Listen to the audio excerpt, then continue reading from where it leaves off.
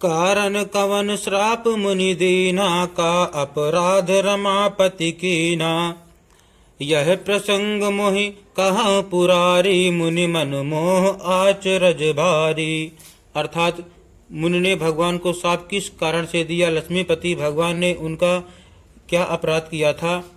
हे पुरारी शंकर जी, यह कथा मुझसे कहिए। मुनि नारद के मन में मोह होना बड़े आश्चर्य की बात है। बोले बिहसि महेश तब, ज्ञानी मूढ़ न कोई। जेहि जस रघुपति करहि जब, सो तस तेहि छन होई। अर्थात तब महादेव जी ने हंसकर कहा, ना कोई ज्ञानी है ना मूर्ख।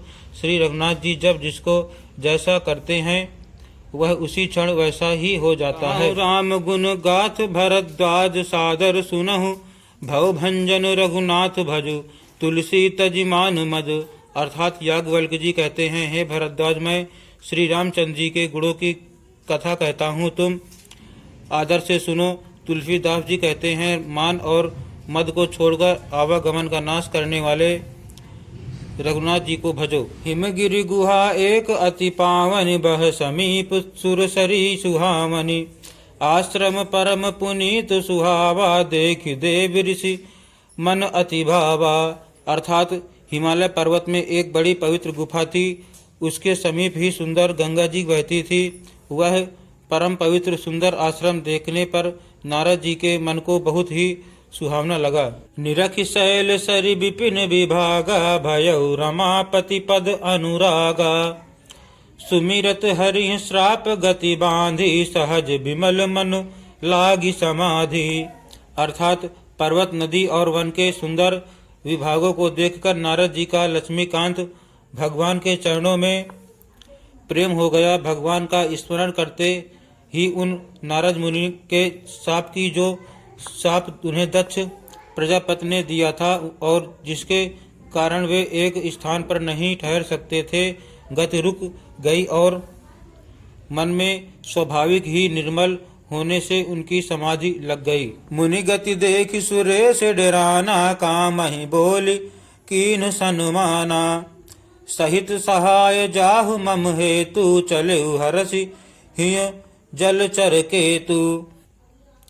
अर्थात नारद मुनि की यह तपोमयी स्थिति देखकर देवराज इंद्र डर गया। उसने कामदेव को बुलाकर उसका आदर सत्कार किया और कहा कि मेरे हित के लिए तुम अपने सहायकों सहित नारद की समाधि भंग करने को जाओ।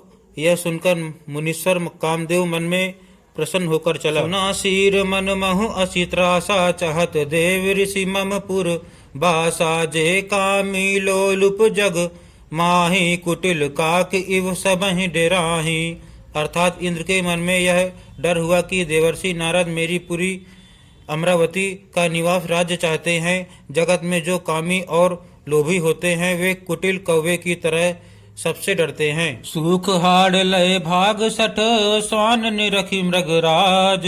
छीन ले जन जान जड़, तिम सुर पतहि नलाज। अर्थात जैसे मूर्ख कुत्ता सिंह को देखकर सूखी हड्डी लेकर भागे और वह मूर्ख यह समझे कि कहीं उस हड्डी को सिंह छीन न ले, वैसे ही इंद्र को नारद जी मेरा राज्य छीन न लेंगे ऐसा सोचते लाज नहीं आई। तेहि आश्रम ही मदन जब गयहु, निज माया बसंत निर्मयहु। कुसुमित विविध बिटप बहुरंगा, कूजहि कोकिल गुंजहि भृंगा। अर्थात जब कामदेव उस आश्रम में गया तब उसने अपनी माया से वहां वसंत ऋतु को उत्पन्न किया। तरह तरह के वृक्षों पर रंग बिरंगे फूल खिल गए, उन पर कोयले कूकने लगी और भंवरे गुंजार करने लगे। चली सुहावन त्रिविध बयारी, काम कृशानु बढ़ावनिहारी। रंभादिक सुर नारी नबीना, सकल असमसर कला प्रवीणा। अर्थात काम अग्नि को भड़काने वाली 3 प्रकार की शीतल, मंद और सुगंध सुहावनी हवा चलने लगी।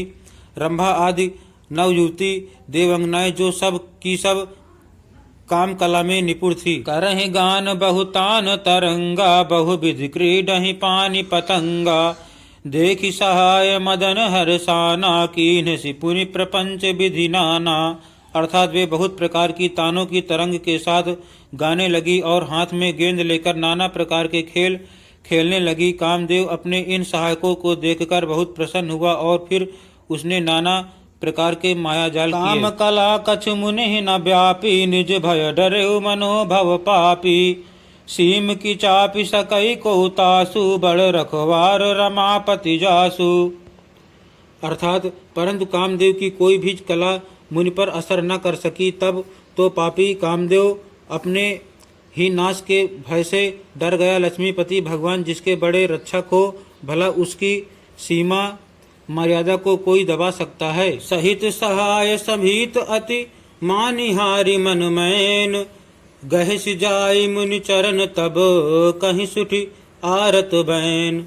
अर्थात तब अपने सहायकों समेत कामदेव ने बहुत डरकर और अपने मन में हार मानकर बहुत ही आर्त दीन वचन कहते हुए मुनि के चरणों को जा पकड़ा। भयउ न नारद मन कछु रोषा, कहि प्रिय बचन काम परितोषा।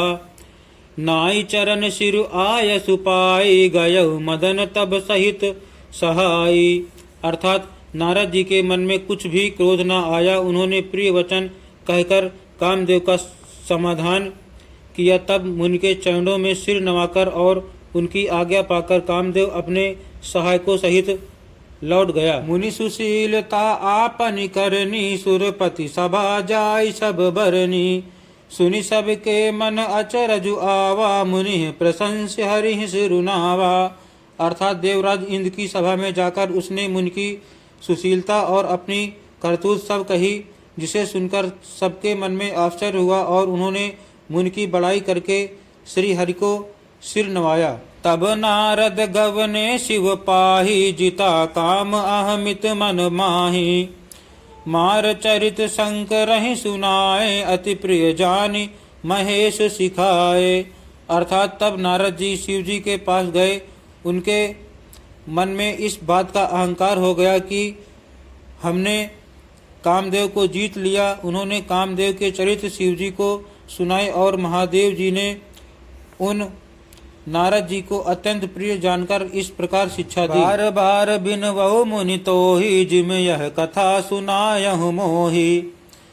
तिम जनि हरिहि सुनावहु कबहु, चलेहु प्रसंग दुराएहु तबहु। अर्थात हे मुनि, मैं तुमसे बार बार विनती करता हूँ कि जिस तरह यह कथा तुमने मुझे सुनाई उस तरह भगवान श्री हरि को कभी मत सुनाना। चर्चा भी चले तब भी इसको छिपा जाना। शंभु दीन उपदेश हित, नहीं नारदहि सुहान। भरद्वाज कौतुक सुनहु, हरि इच्छा बलवान। अर्थात यद्यप शिवजी ने यह हित की शिक्षा दी पर नारद जी को वह अच्छी न लगी। हे भरद्वाज, अब कौतुक तमाशा सुनो, हरि की इच्छा बड़ी बलवान है।